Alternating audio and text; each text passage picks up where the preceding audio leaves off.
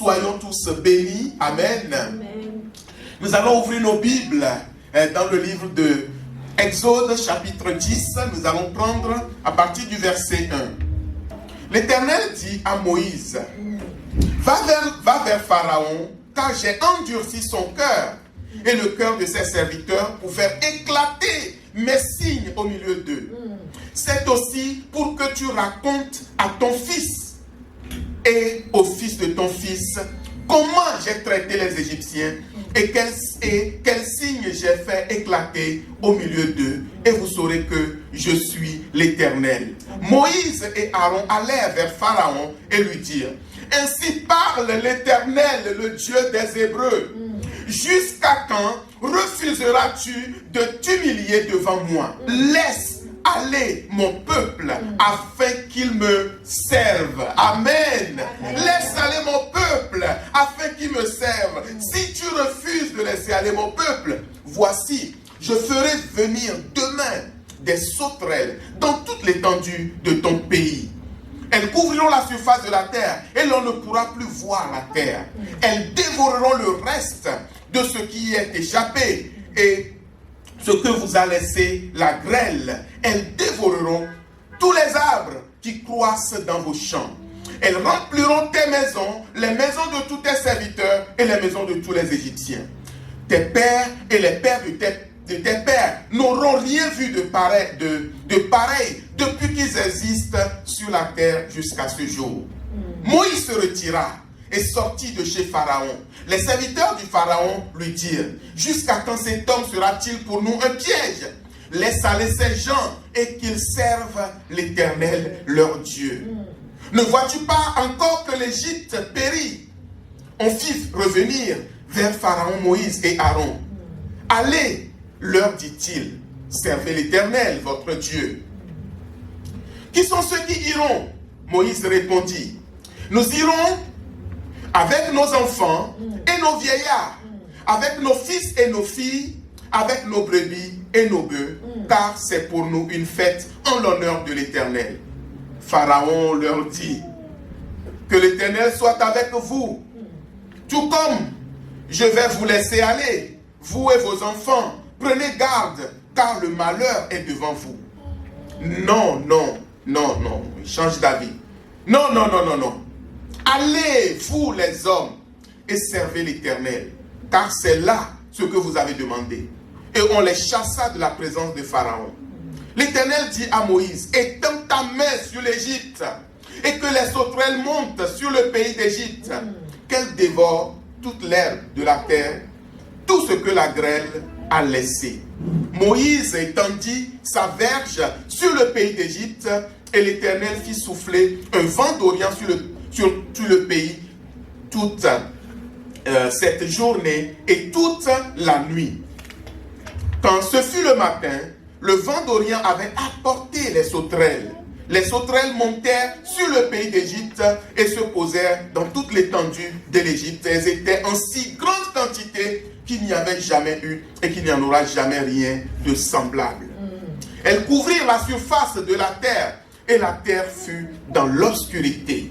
Elles dévorèrent toute l'herbe de la terre et tout le fruit des arbres, tout ce que la grêle avait laissé, et il ne resta aucune verdure aux arbres, ni à l'herbe, des champs dans tout le pays d'Égypte. Verset 16. Aussitôt, Pharaon appela Moïse et Aaron et dit, j'ai péché contre l'Éternel, votre Dieu, et contre vous. Maintenant, pardonne mon péché pour cette fois seulement, et priez l'Éternel, votre Dieu, afin qu'il éloigne de moi encore cette plaie mortelle. Moïse sortit de chez Pharaon et il pria l'Éternel. L'Éternel fit souffler un vent d'Occident très fort qui emporta les sauterelles et les précipita dans la mer Rouge. Il ne resta pas une seule sauterelle dans toute l'étendue de l'Égypte. L'Éternel endurcit le cœur de Pharaon et Pharaon ne laissa point aller les enfants d'Israël. L'Éternel dit à Moïse, étends ta main vers le ciel et qu'il y ait des ténèbres sur le pays d'Égypte et que l'on puisse et que l'on puisse les toucher.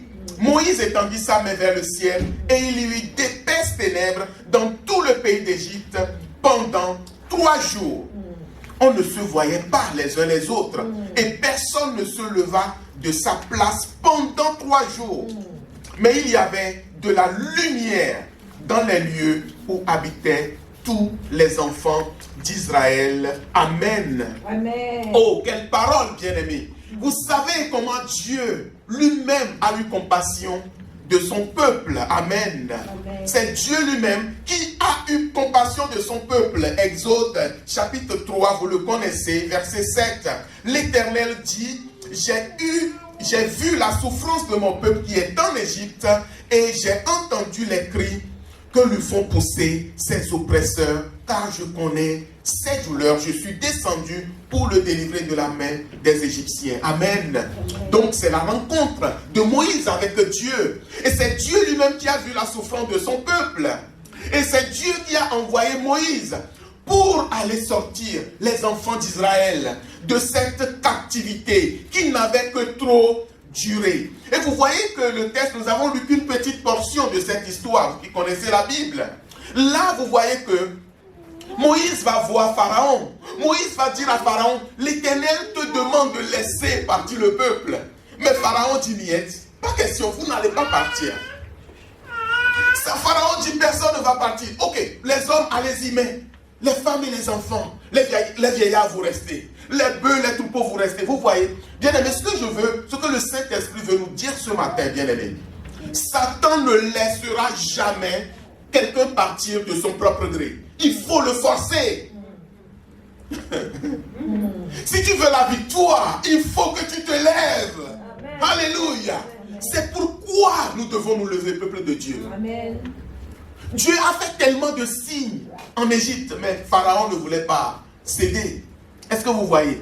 Il ne voulait pas céder. À chaque fois, il trouvait une autre raison. À chaque fois, il trouvait un autre alibi. À chaque fois, il trouvait quelque chose pour contre-attaquer, pour faire traîner les enfants d'Israël, pour faire durer. Mais Dieu avait dit à Abraham que ta descendance, au bout de 400 ans, ils doivent être libérés. Au bout de 400 ans dans cette souffrance, ils doivent être libérés. Amen. Le premier point, mon frère, ma soeur, c'est que Satan ne veut rien lâcher.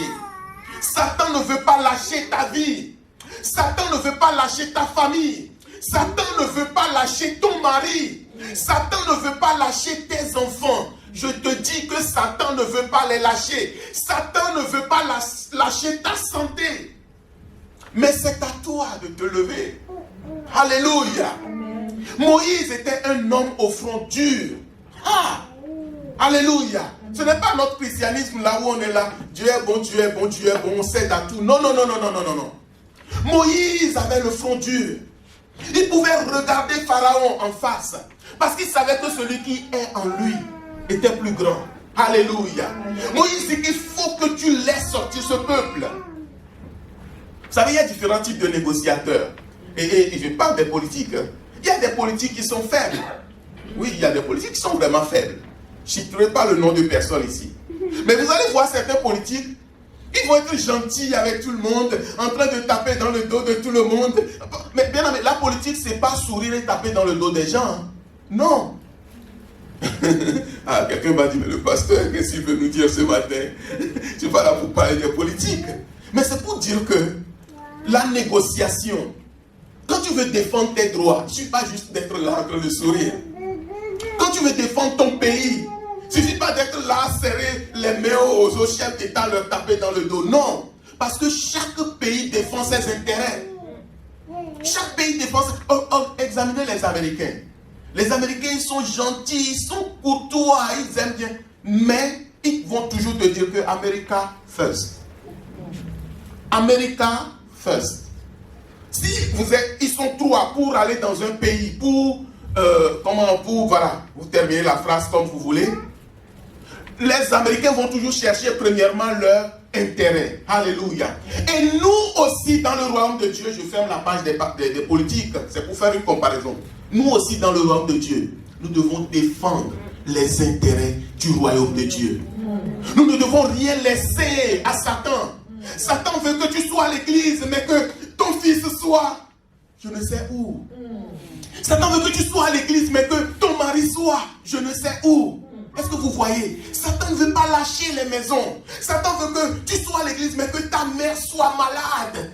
Il a le pied sur sa tête. Toi, tu es à l'église en train de chanter. Il m'a libéré. Mais Satan, il est là-bas. Le pied. Dieu te donne le pouvoir. Le Seigneur te donne le pouvoir. Il dit, je vous ai donné le pouvoir de marcher sur les serpents, sur les scorpions et sur toute la puissance de l'ennemi. Et il complète, il dit, rien ne pourra vous nuire. Rien ne pourra vous nuire. Alléluia. Rien ne pourra vous nuire. Toute la sorcellerie de l'Égypte rassemblée n'a pas pu nuire à Moïse. Et ce matin, j'ai envie de te dire qu'il y a plus grand que Moïse ici. Il s'appelle Jésus. Alléluia. Vous voyez que dès qu'on commence par l'adorer, sa présence remplit ce lieu. Regardez le nombre que nous sommes, frères et sœurs. Mais dès qu'on commence par adorer Jésus, ah là là là là là là là là là là, il m'a libéré, ma dette est payée, je suis enfant de Dieu, je suis à lui. Oh, il m'a libéré, ma dette est payée, je suis enfant de Dieu, je suis à lui. Frères et sœurs, le thème, on va continuer dimanche, ce message va prendre plusieurs dimanches. Mais le thème du message, c'est que le chemin vers la liberté. Nous sommes sur un chemin, frères et sœurs. Nous sommes sur un chemin, ma soeur. Nous sommes sur un nouveau chemin. Le chemin vers la liberté. Ça veut dire qu'il y a un point de départ. Il y aura un point d'arrivée. Il y a un point de départ, il y aura un point d'arrivée. Alléluia. Pharaon dit, vous n'allez pas partir. Moïse dit, pas question. Pharaon dit, les hommes seulement. Moïse dit, pas question. Nous devons être durs en négociation. Soyez durs en négociation. Ne prenez pas le premier qui vient. Ne prenez pas, je ne sais pas, le premier qu'on vous donne. Il faut que tu saches ce que tu veux en Christ. En tant qu'enfant de Dieu, nous devons, est-ce que je dois répéter? Il faut que tu saches ce que tu veux en Christ. Dieu dit la liberté. La liberté, là, alléluia. Amen. Non, bien aimé, nous voulons être libres. Nous voulons être libres. Cette semaine, je parlais avec Dieu. Le Seigneur me montrait beaucoup de choses dans cette église. Alléluia. Mais chacun doit aller chercher. Chacun doit aller chercher. Tu ne peux pas être là au milieu de nous. Et Satan va encore avoir sa main sur un domaine de ta vie. J'ai dit que c'est le chemin de la liberté. Nous allons emprunter ce chemin jusqu'à parvenir à notre liberté. Amen. Alléluia. Amen. Pharaon dit les hommes seulement. Moïse dit non. Il nous faut les enfants. Il nous faut les femmes. Mais oui, parce que chacun a un rôle à jouer. Vous avez des sociétés où on ne veut pas d'enfants. J'entendais, je ne sais pas vous, un truc la dernière fois, des gens qui disaient que, enfin, je ne me rappelle pas du slogan exactement, mais une vie sans enfants. Mais un pays qui n'a pas d'enfants, ce pays va vers le déclin. Allez au Japon, vous allez voir que des vieux. Dans quelques décennies, ce pays va disparaître. Déjà, ils sont entourés par les eaux partout, les séismes, les typhons, etc. Parce que les gens n'ont pas d'enfants. Alléluia. Mais bien aimé, là où il y a un enfant, il y a la vie. Là où il y a les enfants, il y a la vie. Il y a de l'espérance. Amen. Frères et sœurs, Satan ne veut pas lâcher les enfants. Satan ne veut pas lâcher les femmes. Il dit que les hommes, puisqu'il n'a pas réussi à tuer tout le monde, n'est-ce pas? À l'époque où Moïse naissait, il fallait tuer les garçons. Mais puisque Dieu a protégé son peuple s'est agrandi. Il dit maintenant, vous les hommes, allez-y, laissez-nous les femmes. Eh bien, voyons. N'est-ce pas? Laissez-nous les femmes. Comme ça, on va en prendre pour femmes si on veut. On va en prendre pour serviteurs et servantes. Elles vont nettoyer nos maisons. Moïse, il dit non. Nos femmes ne vont pas nettoyer vos maisons. Nos femmes ne vont pas juste s'occuper de vos personnes âgées ou de vos enfants. Nous avons besoin de nos femmes avec nous. Parce que les femmes juives, la Bible dit qu'elles sont vigoureuses. Amen. Et cette vigueur, frères et sœurs, ce n'est pas que la vigueur physique. C'est une vigueur spirituelle.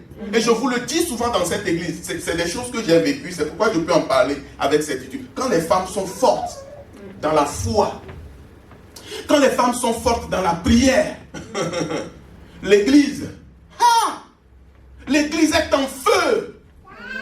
Quand les femmes sont fortes debout dans la foi, l'église va de l'avant. Alléluia. Mais, bien aimé, et les femmes sont très sensibles à l'esprit. Les femmes reçoivent beaucoup de révélations. Beaucoup de révélations, beaucoup de visions, beaucoup de songes, beaucoup de révélations. Amen.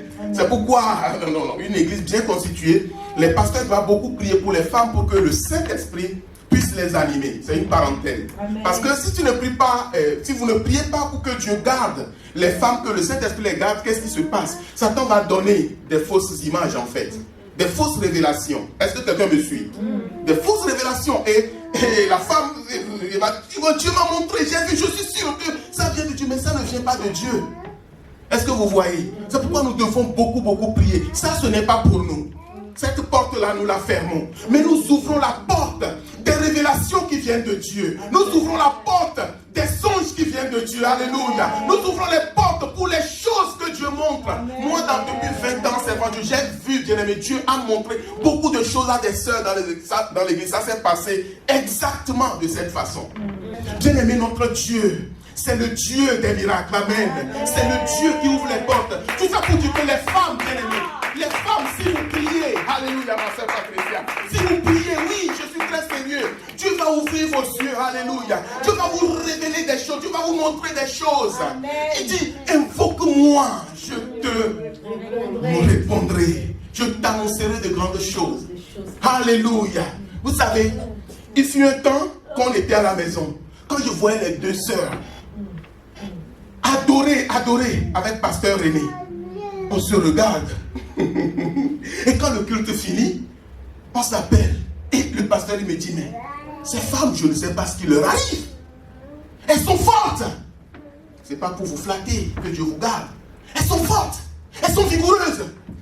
On dirait qu'elles sont en train de voir quelque chose. Je dis oui, pasteur, c'est le même sentiment que j'ai. Ces femmes sont en train de voir quelque chose. Elles ne sont pas en train de voir que nous étions petits. Non. Elles sont en train de voir que Dieu veut sauver, que Dieu veut libérer, que Dieu veut délivrer plusieurs. Amen. Elles sont en train de voir. Elles sont en train de voir. Elles sont en train de voir. Alléluia. Les témoignages. Quand la sœur, tu témoignes, à ta sœur, tu dis, tel dimanche, oh là là, quel présent de Dieu, mais ça fortifie, ça encourage. Alléluia. Amen. Mais oui, vous savez, c'est pas facile de faire un culte à 5 ou à 6. Il ne faut pas raconter des histoires. C'est pas... Mais donc, s'il y a au moins une personne qui à la fin de culte qui dit, hey, oh, aujourd'hui, Jésus nous a bénis. Je dis, oh, alléluia, gloire à Dieu. Amen. Bien aimé, tout ça pour vous encourager, femmes. Soyez comme les femmes juives, alléluia. Ne promenez pas des regards inquiets. Ne regardez pas à gauche, à droite. Dieu m'a dit que cette gloire, elle va sortir de cette salle. Elle va commencer par passer dans le couloir ici. Elle va commencer par passer dans le couloir ici. Je ne vais pas rajouter autre chose. Je ne vais pas rajouter autre chose. La gloire va sortir de ce lieu. Elle va commencer par passer dans le couloir. Le Saint-Esprit m'a dit que des gens vont passer pour aller aux toilettes. Dieu va les toucher. Amen. Dieu va les toucher. L'église, ce n'est pas un lieu où on vient faire du commerce. L'église, c'est un lieu où on vient chercher le Seigneur. L'église, c'est un lieu où on vient trouver le Seigneur. L'église, c'est un lieu où on vient et on est transformé. Alléluia. On devient meilleur là. Amen. L'église, c'est le lieu où quand les gens te voient, ils ont envie de te suivre. Amen. Ils ont envie de te suivre. Amen. Mais ce n'est pas l'église où on est en train de manger du maïs ou je ne sais pas quoi. Non, bien aimé, que Dieu puisse nous toucher. Femmes, continuez à prier. Amen. Je vous encourage ce matin, continuez à prier. Amen. Amen. Et nous aussi, continuons à prier. Alléluia. Alléluia. Les femmes se sont levées. Moïse a dit non, les femmes, les femmes ne touchent pas. Nous devons partir avec nos femmes. Pharaon dit, pas question. Et Dieu a encore frappé l'Égypte. Dieu a tellement frappé l'Égypte que à la fin, Pharaon dit maintenant, tout le monde, allez-y. Maintenant, tout le monde, allez-y. Amen. Maintenant, tout le monde, allez-y. Je vais ouvrir une petite parenthèse. Vous voyez, si vous regardez bien dans le texte que nous avons lu, quelque part, il est parlé des bœufs et des brebis. Amen. Il dit, nos vieillards. Verset 9, Moïse répondit, nous irons avec nos enfants et nos vieillards, avec nos fils et nos filles, avec nos brebis et nos bœufs. Avec nos brebis et nos bœufs, car c'est pour nous une fête en l'honneur de l'Éternel. Amen. Je ne vais pas insister là-dessus aujourd'hui parce que quand je préparais ce message, enseignement, le Saint-Esprit m'a dit, Jacob, il faut que tu reviennes sur ce point. Moïse a dit, à la fin, Moïse a dit, les hommes, allez-y, les enfants, pas de problème, les femmes, les vieillards, tout le monde, allez-y, mais les brebis et les bœufs, ils restent.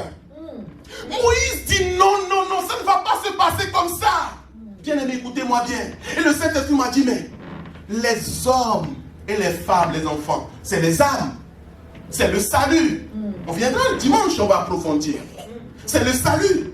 Mais, Pharaon dit les bœufs, les brebis, ça reste. Moïse dit, mon ami, pas question. Ça veut dire que Satan veut que les gens adorent Dieu, mais qu'ils soient pauvres. Tu veux aller adorer Dieu? Vas-y. Tu crois en Jésus? Vas-y. Mais tes finances, je le tiens. Tes brebis, je les tiens. Est-ce que vous me suivez? Il dit, allez-y. À la fin, il dit, tout le monde, allez-y. Mais vos biens, je les tiens. Et nous prierons au moment venu, pas aujourd'hui. Mais j'ouvre la parenthèse. Amen. Le Seigneur te libère. Mais il ne veut pas que Satan t'appauvrisse. Alléluia. Il ne veut pas que, je vous ai dit vendredi que le Saint-Esprit m'a parlé que nous devons dire les choses. Amen. Nous devons proclamer les choses. Là où le diable tient encore nos bœufs, à la fin, quand ils sont sortis, ils sont partis avec leurs bœufs, leurs troupeaux. Pas seulement ça, hein. Ils ont même récupéré d'autres choses qui n'étaient pas à eux. Amen. Amen. Frères et sœurs, ce matin, que Dieu nous aide à pouvoir réclamer nos familles pour Dieu, à pouvoir réclamer nos enfants pour Dieu, à pouvoir réclamer nos maris pour Dieu, à pouvoir réclamer nos femmes pour Dieu. Amen. Que le Seigneur nous aide. Alléluia. Oh, bien-aimé, le deuxième point, je continue. Exode 14, rapidement. À partir du verset 5. 14, 5. À partir du verset 5. On annonça au roi d'Égypte que le peuple avait pris la fuite. C'est des menteurs. Ils n'ont pas pris la fuite. C'est lui-même qui a dit que maintenant ils peuvent partir. Alors le cœur du Pharaon et celui de ses serviteurs furent changés à l'égard du peuple. Vous voyez, Satan change d'avis. Il est lunatique en fait. Tantôt il dit, ok, vous avez des gens comme ça qui disent, d'accord. Quelques instants après, oh non, non, non, non, pas d'accord. Pharaon dit, vous devez aller. Maintenant ils ont changé d'avis. Leur cœur a totalement changé. Et ils dirent, qu'avons-nous fait en laissant aller Israël, dont nous n'aurions plus les services? Et Pharaon appela son char et il prit son peuple avec lui. Il prit 600 chars d'élite et tous les chars de l'Égypte. Il y avait sur tous des combattants. L'Éternel endurcit le cœur de Pharaon, roi d'Égypte, et Pharaon poursuivit les enfants d'Israël. Et les enfants d'Israël étaient sortis la main levée. Les Égyptiens les poursuivirent et tous les chevaux, les chars de Pharaon, ses cavaliers et son armée les atteignirent campés près de la mer vers Pith-Hahiroth, vis-à-vis de Baal-Téphon. Pharaon approchait, verset 10. Les enfants d'Israël levèrent les yeux et voici, les Égyptiens étaient en marche derrière eux et les enfants d'Israël eurent une grande frayeur et crièrent à l'Éternel. Ils dirent à Moïse, n'y avait-il pas des sépulcres en Égypte sans qu'il fût besoin de nous mener mourir au désert? Que nous as-tu fait en nous faisant sortir d'Égypte? N'est-ce pas là ce que nous te disions en Égypte? Laisse-nous servir les Égyptiens, car nous aimons mieux servir les Égyptiens que de mourir au désert. Moïse répondit, ne craignez rien, restez en place et regardez la délivrance que l'Éternel va vous accorder. Ça, le verset 13, c'est pas ma prédication aujourd'hui. Parce que ça, nous le prêchons tous les dimanches. Restez là, restez en place, vous allez voir.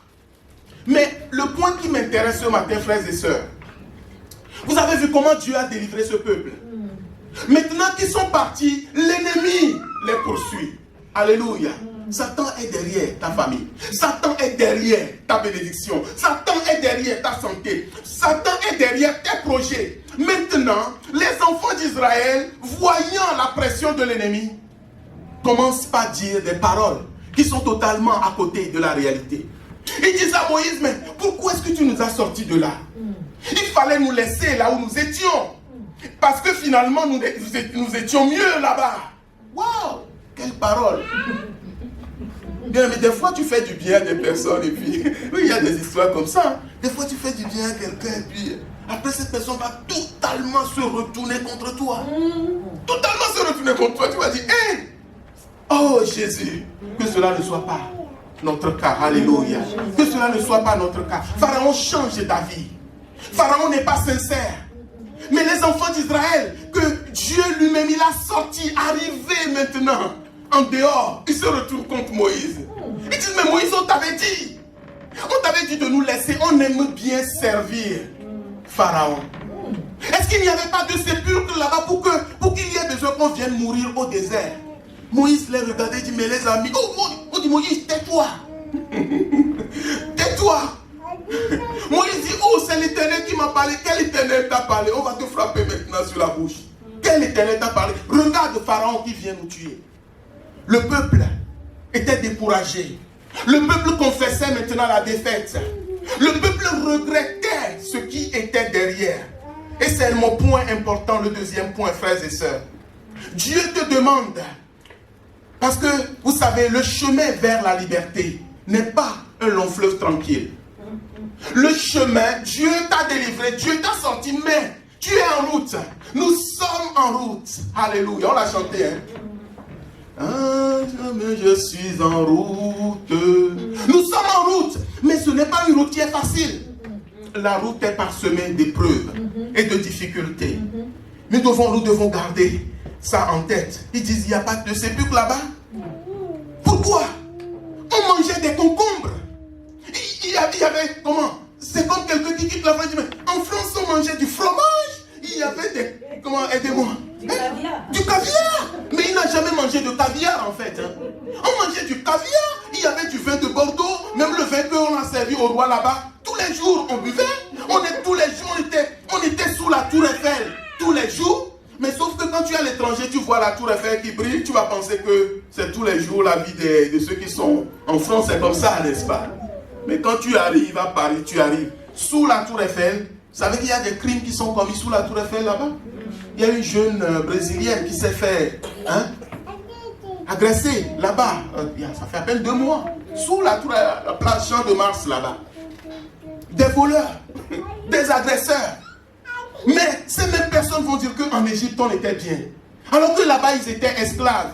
Et le Seigneur m'envoie, frères et sœurs, vous dire ce matin, arrêtez de parler, arrêtez de penser au passé. Arrête de penser, de parler, de penser à ton passé. Alléluia. Le passé sans Dieu est un passé parfois qui peut avoir une odeur de réussite, un goût de réussite. Mais nous tous, nous savons comment ça s'est terminé. Le passé sans Dieu peut avoir, comment dirais-je, un goût de plaisir ou de joie éphémère. Mais nous savons tous comment ça s'est terminé. Nous savons tous d'où Dieu nous a sortis. Mais aujourd'hui que tu es en Dieu et qu'il y a des moments difficiles, le Seigneur te dit, arrête de regarder derrière. Arrête de compter les choses que tu as vécues dans le monde. Parce que vous savez, Satan, il est malin. Il va dire, mais tu vois, quand tu étais dans le monde, avant, quand il y avait des problèmes comme ça, oh, il fallait juste que tu mettes telle musique, n'est-ce pas? Cette musique-là, dès que tu l'entends, ça te tourne la tête. Satan va dire, mais tu vois, mais maintenant tu es chrétien, pourquoi tu ne peux plus mettre cette musique, tu vois? Ah, comment tu vas faire maintenant? Ah, quand tu étais dans le monde, quand tu avais des problèmes comme ça, tu utilises telle combine et puis tu as la solution. Mais maintenant que tu es enfant de Dieu, tu ne peux plus utiliser ces combines. Comment vas-tu faire maintenant? Vous voyez? Et des fois, nous sommes à l'église, mais nous sommes tristes. Nous sommes en Christ, mais nous sommes tristes parce que Satan nous rappelle le passé. Satan te dit, mais tu vois, avec moi, c'était meilleur. C'est comme quelqu'un qui est dans un nouveau couple, dans un nouveau mariage, et qui dit, ah mais vraiment tu vois, vous avez des histoires comme ça, hein, monsieur. Mais avec mon ex, elle n'était pas comme ça. Hein. Mon ex, elle était beaucoup plus gentille que toi, mais ton ex était plus gentil que moi. Pourquoi tu l'as quitté pour venir rester avec moi? Mais c'est une bonne question, n'est-ce pas? Mais toi, ce que tu fais là, mon ex, elle faisait pas ça. Elle était plus gentille que toi, mais pourquoi tu l'as quitté, menteur? N'est-ce pas, mon frère? Souvent les hommes, hein. Ah oui.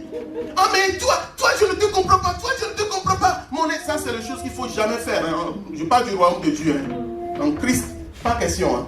Non. C'est l'amour qui doit demeurer. Alléluia. Mais Satan va dire, mais tu vois, quand tu étais là-bas, c'était mieux. Quand tu étais là-bas, c'était mieux. Non. Ne retourne pas en Égypte. Amen. Ne retourne pas en Égypte. Ces gens ont oublié que Moïse lui-même avait un passé. Moïse qui est venu les sortir, ils ont oublié que Moïse lui-même avait un passé. Je vais le lire rapidement, vous pouvez juste noter Hébreu chapitre 11, à partir du verset 24. C'est par la foi que Moïse, devenu grand, refusa d'être appelé fils de la fille de Pharaon, aimant mieux être maltraité avec le peuple de Dieu que d'avoir pour un temps la jouissance du péché.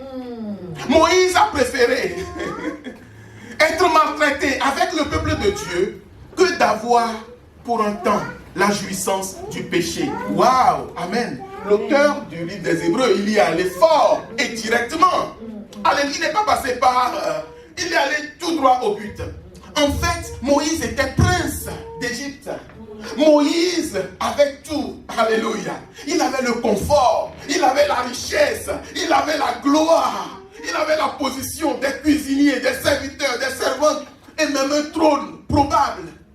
Mais l'auteur du livre des Hébreux nous dit qu'il a aimé mieux être maltraité avec le peuple de Dieu que d'avoir pour un temps la jouissance du péché. La jouissance, quel est ce péché? C'est l'oppression du peuple de Dieu. Parce que Moïse n'était pas du bon côté. Moïse était avec l'Égypte qui opprimait le peuple de Dieu. Alléluia. Il était dans son confort jusqu'au jour où il a eu la compréhension que non, je dois sortir de là. Je laisse tout, les voitures, les chauffeurs.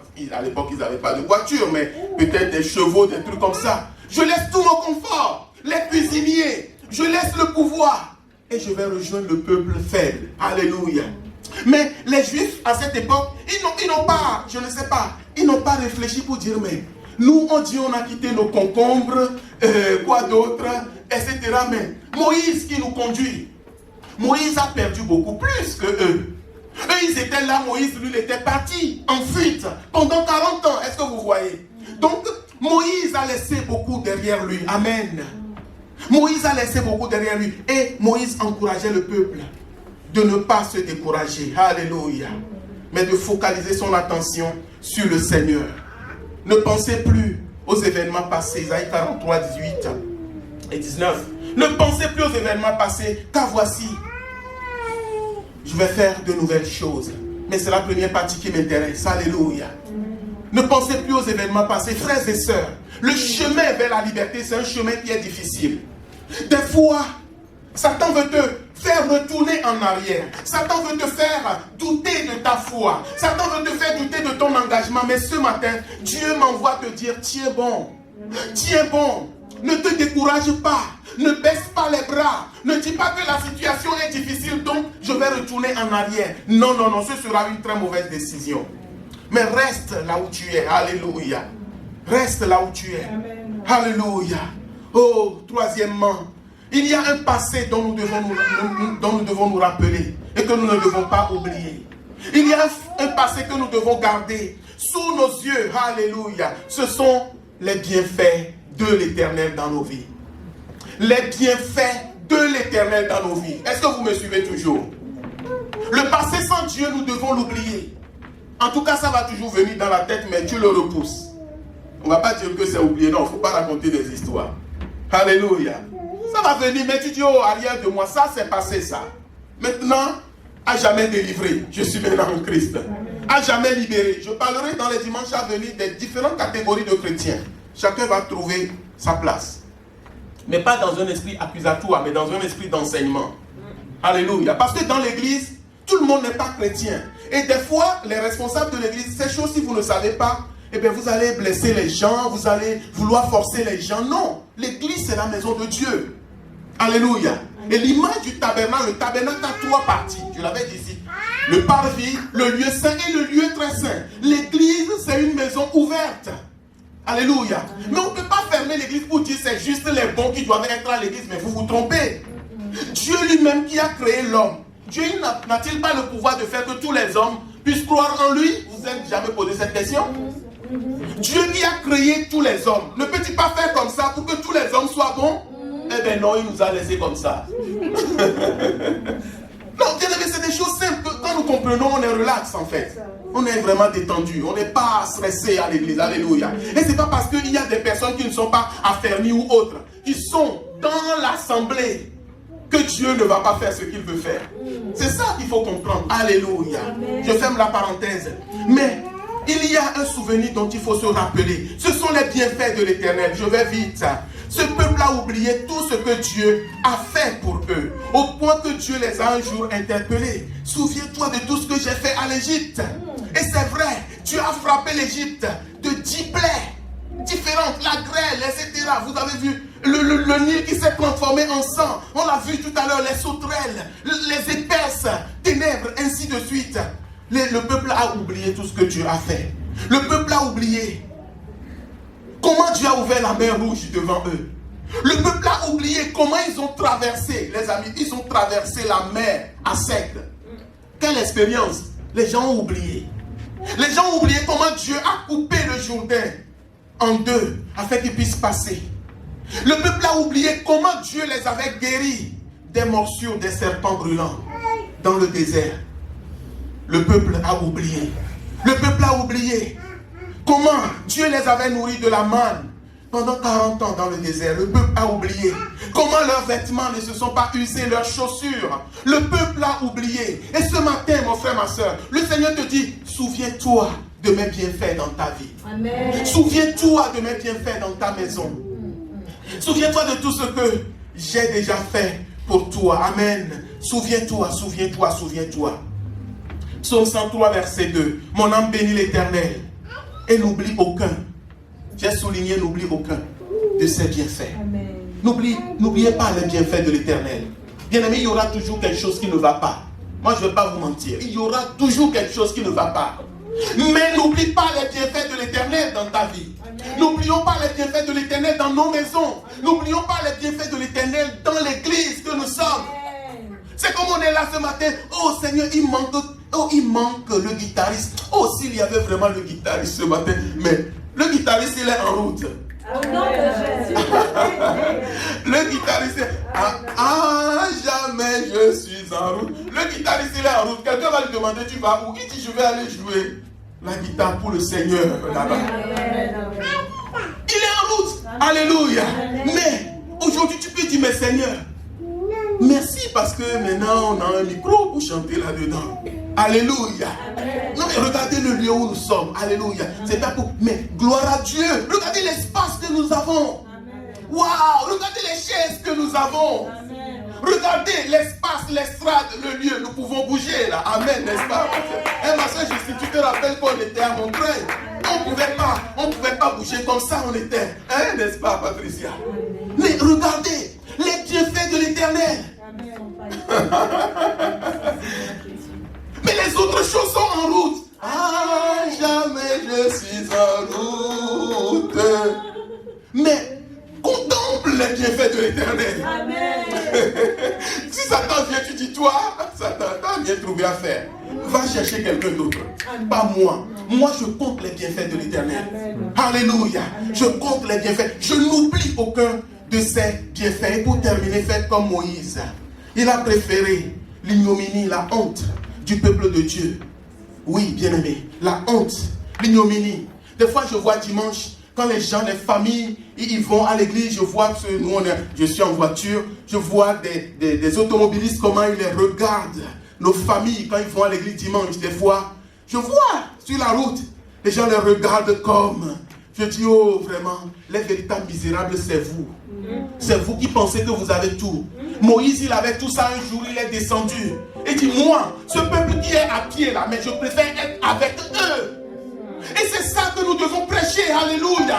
L'église doit être du côté des faibles. L'église doit être du côté des faibles, alléluia. Pas pour que nous soyons faibles, mais parce que Dieu veut nous rendre forts. Amen. Dieu veut nous rendre forts. Amen. Alléluia, c'est le véritable évangile. Les autres ne nous trompons pas, alléluia. Mais il a dit, ces gens, vous savez, ils n'étaient même pas à l'école. Parce qu'on les utilisait seulement pour bâtir l'Égypte. Mais Moïse, malgré toute sa science, il est descendu du niveau où il était. Au milieu de ces gens. Des gens, vous imaginez des gens qui ne sont pas instruits, des gens qui, vous savez, des malades, tout type. Moïse était descendu au milieu d'eux. Comme Jésus est descendu jusqu'à notre niveau pour nous sauver. Pour nous donner une espérance. Alléluia. Oh frères et sœurs, levons-nous ce matin. Nous allons prier. Nous allons dire, Seigneur, je suis sur un chemin, le nouveau chemin que tu traces devant moi. Je ne vais pas regarder en arrière, focaliser sur ce qui s'est passé en arrière. Mais je veux focaliser mon attention sur toi. Amen. Alléluia. Amen. Tu as oublié le passé. Il y a un passé qu'il faut oublier. Dieu m'a fortement parlé. Il y a un passé que tu dois oublier, mon frère, ma soeur. Il y a un passé que tu dois oublier. Il y a un passé que tu dois oublier. Certains regrettent des choses du passé. Le Seigneur te dit, arrête de regretter ce passé. Mais fais-moi confiance. Fais-moi confiance. Alléluia. Fais-moi confiance. Ceux qui ont les yeux de l'esprit, si tu fais confiance en Dieu et tu pries, tu vas voir ton exaucement qui est en chemin. Tu vas voir ton exaucement qui est en chemin. Je vais te montrer la distance entre ton exaucement et toi. Des fois, c'est très proche. Des fois, c'est encore un peu éloigné. Et quand Dieu te montre les choses, tu es calme, quoi. Tu as la foi, tu es calme. Amen. Tu as la foi et tu es calme. Est-ce que tu peux prier ce matin, Seigneur? Je veux regarder vers toi, me focaliser mon attention sur toi, te faire confiance. Je ne veux pas douter ni regretter le passé. Tu m'as délivré, tu m'as sorti de là où j'étais. Maintenant, je suis ton enfant. Je crois que tu as des projets merveilleux pour moi. Je crois que tu as quelque chose de mieux pour moi. Ma vie, dans tous les cas, sera meilleure qu'en Égypte. Sera meilleure qu'en Égypte, oui. Ma vie avec toi, oui, Seigneur, sera meilleure qu'en Égypte. Ma vie avec toi, je sais qu'elle est déjà meilleure qu'en Égypte, alléluia. Parce que c'est les bénédictions de l'Éternel qui enrichissent. Et elle n'est suivie d'aucun chagrin. Elle n'est suivie d'aucun chagrin. Je connais les projets que j'ai formés sur vous. Projets de paix et non de malheur. Afin de vous donner un avenir et de l'espérance. Voilà la parole de l'Éternel pour ceux qui se confient en lui. Oh, merci Seigneur. Merci Jésus.